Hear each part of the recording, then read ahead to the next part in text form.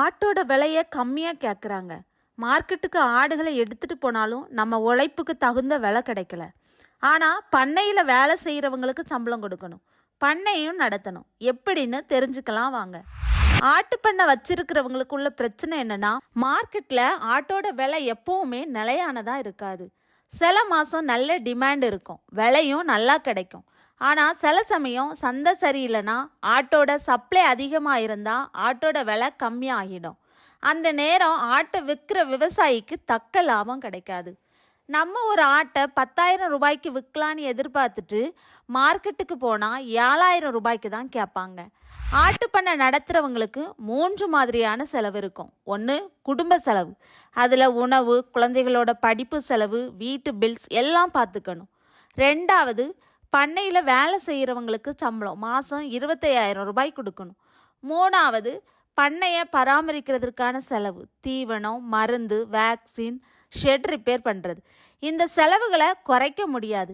ஏன்னா குடும்பம், வேலை செய்கிறவங்களுக்கு சம்பளம், பண்ணையை பராமரிக்கிறது மூணுமே விவசாயியோட வாழ்க்கையின் முதுகெலும்பு. ஆட்டை விற்று வர வருமானத்தில் மட்டும் வாழ முடியாது. ஆடுகளை விற்று வரும் வருமானம் நிலையானதல்ல, ஒவ்வொரு மாதமும் மாறும். சில மாதம் நல்ல விலை கிடைக்கும், சில மாதம் கம்மியாக விலை போகும். ஆனால் குடும்ப செலவு, சம்பளம் கொடுக்கறது ஒவ்வொரு மாதமும் கொடுக்கணும். சம்பளத்தை கொடுக்காம இருக்க முடியாது. அதனால் ஆடுகளை விற்று வர்ற வருமானம் மற்றும் செலவு ஒத்து போகிறதில்ல. எங்கள் பண்ணையில் 6 ஆடுகளை விற்கிறதுக்கு வியாபாரிக்கிட்ட ஆட்டை வாங்குகிறவங்க கிட்ட கேட்டோம். அவங்க ஒரு ஆட்டை 6,000 ரூபாய்க்கு கேட்குறாங்க. இவ்வளவு நாள் ஆட்டுக்கு தீவனம் போட்டு பராமரித்து ஆட்டை கம்மியான விலைக்கு கேட்டால் எப்படிங்க ஆட்டை விற்கிறது? நம்மளுக்கு இது கட்டுப்படி ஆகாதுன்னு ஆட்டை விற்காமல் வச்சுட்டோம். இப்போ நாங்கள் வேலை பார்க்குறவங்களுக்கு சம்பளம் கொடுக்கணும், ஆடுகளுக்கு தீவனம் கொடுக்கணும், மருந்து, பண்ணை பராமரிப்பு எல்லாம் பார்க்கணும். ஆனால் வருமானம் ஒன்றுமே இல்லை. அப்போ இதெல்லாத்தையும் எப்படி சமாளிக்கிறது? அப்போ என்ன பண்ணலாம்? பண்ணையை நிறுத்தலாமா, இல்லைனா வேறு வழி இருக்கான்னு யோசித்தோம். அப்போதான் நம்மளுக்கு டெய்லி வருமானம் இருந்தால் நல்லாயிருக்கும். அட்லீஸ்ட் பண்ணையை பார்க்குறவங்களுக்கு சம்பளத்தையாவது கொடுக்கலாம்னு நினச்சோம். ஆடு விலை கம்மியாக இருந்தாலும் பால் விலை ஒழுங்காக இருக்குது. அங்கே தான் எங்களுக்கு ஆன்சர் கிடச்சிச்சு. ஆடுகளை விற்காம பண்ணையை நடத்த மாட்டோட பால் தான் நமக்கு சப்போர்ட் பண்ணணும்னு நினச்சோம்.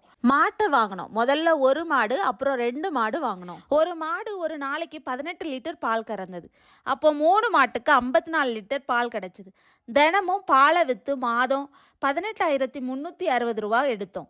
பண்ணையை பார்க்குறவங்களுக்கு சம்பளம் அதுலேயே கொஞ்சம் கவர் ஆச்சு. இப்போ கொஞ்சம் நிம்மதியாச்சு. அட்லீஸ்ட் நம்ம கையில் இருந்து காசு கொஞ்சம் தான் போடணும். ஆடு எங்களோட உயிர் மாதிரி. அதை விலை குறைவை விற்கிறதுக்கு மனசு வரலை. அதனால் மாட்டை எங்கள் பண்ணையோட சேர்த்தோம். பாலை விற்று வேலை பார்க்குறவங்களுக்கு சம்பளம் கொடுத்தோம். ஆடுகளை கம்மியான விலைக்கு விற்கலை. ஒரு மாடு வாங்க எவ்வளவு முதலீடுனா 43,000 ரூபாய். எவ்வளவு பால் வரும்னா ஒரு நாளைக்கு 18 லிட்டர். இப்போது 1 லிட்டர் பாலோட விலை 34 ரூபாய். ஒரு ஆடு பண்ணையோட உயிர். ஆனால் மாட்டோட பால் தான் அந்த பண்ணையை காப்பாற்றுது. ஆடு விலை கம்மியாக போனாலும் மனம் தளர வேண்டாம். வேறு வழிகள் இருக்குது. நம்ம உழைப்பை நம்புகிறோம், பண்ணையை சஸ்டெயின் பண்ணுவோம். ஒரு நாள் வரும், ஆட்டோட விலை மீண்டும் உயரும். அந்த நாள் வரைக்கும் மாட்டோட பால் தான் நம்மை தாங்கும் கயிறு. ஆட்டு பண்ணையில் வேலை பார்க்குறவங்களுக்கு சம்பளம் கொடுக்க இன்னும் என்ன வழிகளில் எல்லாம் தீர்வு காணலாம்? ஆட்டு பண்ணையோட சைடில் 20லேருந்து 30 கோழி வச்சிட்டிங்கன்னா தினமும் 10லேருந்து 15 முட்டை கிடைக்கும். இப்போது நாட்டுக்கோழி முட்டை ஒன்று 12 ரூபா. தினமும் 120 ரூபாயிலிருந்து 180 ரூபாய் வருமானம் கிடைக்கும். முட்டையிலிருந்து ஒரு மாதத்துக்கு 3,600 ரூபாயிலிருந்து 5,400 ரூபாய் வரை கிடைக்கும். பண்ணையில் வர சின்ன சின்ன செலவுகளுக்கு இந்த ரூபாயை பயன்படுத்தலாம். ஆட்டு பண்ணையோட சைடில் வாத்து கூட வளர்க்கலாம். வாத்து முட்டை விலை 10 ரூபா. வாத்து குறைவாக முட்டையிடும், ஆனால் வேல்யூ அதிகம். வாத்து முட்டை உடம்பு சூட்டை குறைக்கும். பண்ணையில் சைடு பிஸ்னஸாக ஆட்டு சாணத்தை விற்கலாம். ஆட்டு சாணம் டெரஸ் கார்டனுக்கு, நர்சரிக்கு ரொம்ப டிமாண்ட். 25 கிலோ ஆட்டு சாணத்தை 500 ரூபாயிலேருந்து 700 ரூபாய்க்கு விற்கலாம். மாதத்துக்கு 250 கிலோவிலேருந்து 375 கிலோ விற்றீங்கன்னா 5,000லேருந்து 10,000 ரூபாய் கிடைக்கும். ஆட்டு சாணம், கிச்சன் வேஸ்ட், மண்புழு மிக்ஸ் பண்ணினா 2 மாதத்தில் ஆர்கானிக் வெர்மி கம்போஸ்ட் கிடைக்கும். 1 கிலோ 10லேருந்து 15 ரூபா. 500 கிலோவிலேருந்து 600 கிலோ தயாரான வெர்மி கம்போஸ்ட் 5,000லேருந்து 8,000 ரூபாய் வருமானம் தரும். ஆட்டு சாணம், நீம் கேக், சாம்பல் சேர்ந்து கலந்தால் அது ஒரு உயர்தர உயிர் உரமாக மாறும். இந்த கலவையை 2 கிலோவிலிருந்து 5 கிலோ போன்ற சிறிய பாலி பேக்களை பேக்கெட் பண்ணால் சந்தையில் 50 ரூபாய் முதல் 200 ரூபாய் வரை எளிதாக விற்கலாம். ஆட்டு சாணம் வீணாக போகக்கூடாது. மண்புழுக்களை பயன்படுத்தி வெர்மி கம்போஸ்ட் பண்ணினா அது பண்ணைக்கு உயிர் வரும், நமக்கு சைடு இன்கம். உங்ககிட்ட நிலம் இருந்தால் ஆட்டு சாணத்தில் நைட்ரஜன், பாஸ்பரஸ், பொட்டாசியம் நிறைய இருக்குது. ஆட்டு சாண உரத்தை நேரடியாக நிலத்தில் போட்டால் சாயில் ஃபெர்டிலிட்டி அதிகரிக்கும். 1 ஏக்கர் நிலத்துக்கு 1.5 டன்லேருந்து 2 டன் வரை ஆட்டு சாணம் போடலாம். நிலத்தில் சாகுபடி பண்ணுறதுக்கு முன்னாடி ஆட்டு சாண உரத்தை நிலத்தில் பரப்பி டிராக்டர் அல்லது காளைகளை கொண்டு உழவு செய்து உரத்தை மண்ணோடு கலக்கணும். ஃப்ரெஷ்ஷான ஆட்டு சாணத்தை வச்சா சூடு அதிகமாகி செடி வேரோட பேன் ஆகிடும். அதனால் கம்போஸ்ட் பண்ணின ஆட்டு சாண உரத்தில் நியூட்ரியன்ஸ் பர்ஃபெக்டாக இருக்கும். ஆட்டு சாண உரம் நீண்ட கால பயிர்களுக்கு மிகவும் நல்லது. கோகனட் ட்ரீக்கு ஆண்டுக்கு 5லிருந்து 10 கிலோ ஆட்டு சாண உரம் போடலாம்.